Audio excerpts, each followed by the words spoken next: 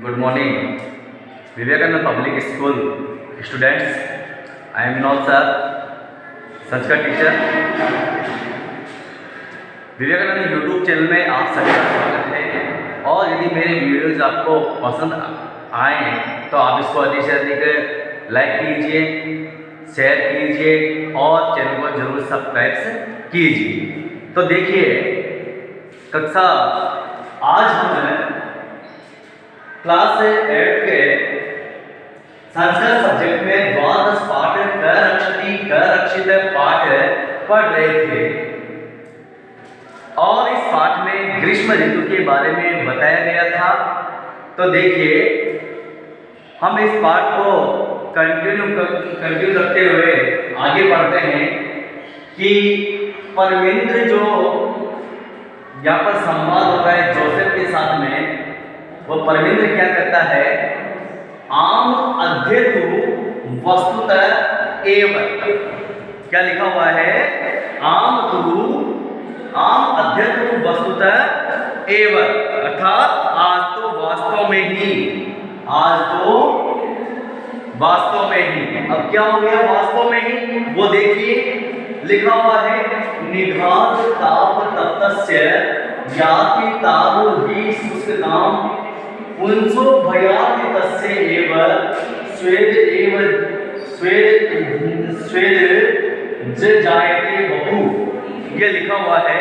तो इसका अर्थ ये होता है, परमेंद्र कहता है कि जिस प्रकार गर्मी के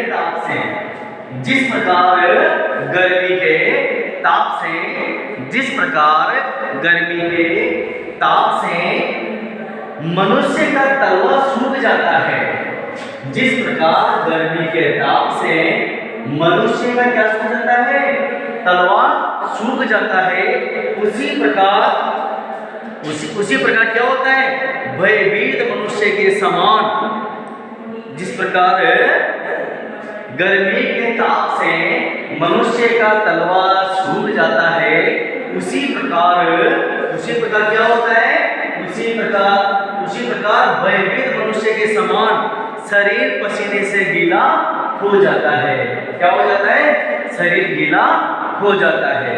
एक बार और देख लीजिए, जिस प्रकार गर्मी के ताप से पीड़ित मनुष्य का तलवा सूख जाता है, उसी प्रकार भयभीत मनुष्य के समान शरीर पसीने से गीला हो जाता है। किससे गीला हो जाता है, पसीने से गीला हो जाता है। यदि मान लो किसी मनुष्य, कोई भयभीत मनुष्य, कोई डरावना मनुष्य, हम उसको देख लेते हैं तो हमारा क्या होता है, पसीना हो जाते हैं। ठीक है, उसी प्रकार गर्मी से मनुष्य के तलवे क्या होते हैं, सूख जाते हैं। ठीक है ना।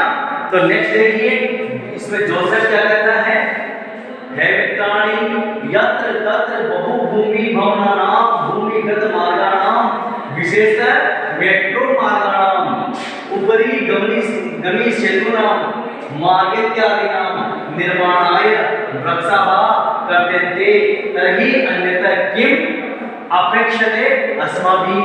इसका अर्थ क्या होता है, इसका अर्थ ये होता है कि हे मित्रों, क्या होता है कि हे मित्रों, जहां तहां भूमि पर बहुत सारे भवनों का निर्माण करने के लिए भूमिगत मार्गों का, विशेष रूप से मेट्रो मार्गों का निर्माण करने के लिए ऊपर से गुजरने वाले पुलों का क्या होता है, पुलों का निर्माण करने के लिए पेड़ काटे जाते हैं।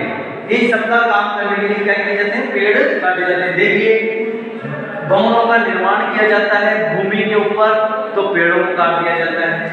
भूमिगत मार्गों के लिए, जब मेट्रो मार्ग के लिए क्या काट दिया जाता है, पेड़ों को काट दिया जाता है। यदि मान लो कोई पुल बनाया जाता है तो उसके बीच में आने वाले जितनी पेड़ है उन सबको काट दिया जाता है। तो उन सबको काटने के लिए क्या किया जाता है, उनका निर्माण करने के लिए क्या किया जाता है, वृक्षों को काट दिया जाता है।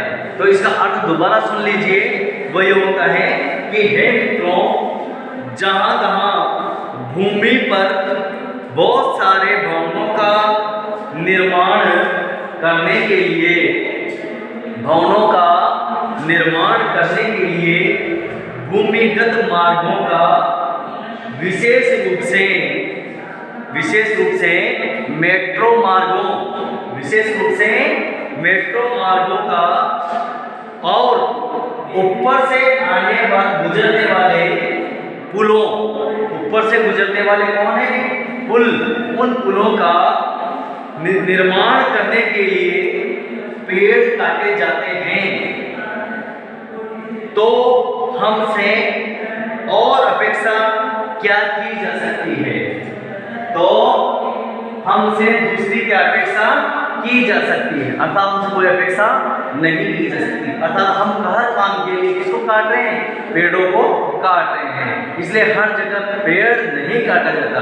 इसका एक और जरिया बनता है कि हम यदि हमारे मानस के अंदर एक बात हो कि एक पेड़ काटने के बदले हमें 2 पेड़ लगाना चाहिए, तो जो आज दुविधा हमारे सामने उपस्थित हो रही है वो दुविधा कभी उत्पन्न नहीं होगी। ठीक है ना? तो नेक्स्ट देखिए, वयम तु विस्मृतवन्तः एव, हम सब तो भूल ही गए हैं। हम सब तो क्या कर गए हैं? भूल ही गए हैं। और क्या भूल गए हैं? देखिए, एकेन शुष्क वृक्षेण दह्यमानेन वह्निना दह्यते तद्वनं सर्वं कुपुत्रेण कुलं यथा। देखिए कितना अच्छा दृष्टांत यहाँ पर बताया गया है लेखक के द्वारा। वो ये बताया गया है कि जैसे एक पुत्र के द्वारा संपूर्ण कुल नष्ट किया जा सकता है, जिस प्रकार एक पुत्र के द्वारा संपूर्ण परिवार, संपूर्ण वंश नष्ट किया जा सकता है। अब वो पुत्र कैसा है? कुपुत्र। कैसा है? कुपुत्र। इसका मतलब हुआ कि जिस प्रकार एक कुपुत्र के द्वारा, एक बुरे पुत्र के द्वारा एक परिवार को नष्ट किया जा सकता है, संपूर्ण परिवार को नष्ट किया जा सकता है, उसी प्रकार एक सूखे वृक्ष को जलाने के लिए जल जाने पर क्या हो जाता है? संपूर्ण जंगल नष्ट हो जाता है। जिस प्रकार एक कुपुत्र से संपूर्ण परिवार नष्ट हो जाता है, उसी प्रकार एक शुष्क वृक्ष यानी सूखे हुए वृक्ष के जल जाने पर संपूर्ण क्या नष्ट हो जाता है? संपूर्ण जंगल नष्ट हो जाता है। बहुत अच्छा दृष्टांत है लेखक ने हमारे सामने प्रस्तुत किया है। इसके बीच में परमेंद्र क्या कहता है? परमेंद्र कहता है आम एतत् अपि सर्वथा सत्यम। क्या कहता है वो? हाँ, ये तो बिल्कुल सर्वथा सत्य है कि हाँ, ये तो बिल्कुल सर्वथा सत्य है। कौन सी बात?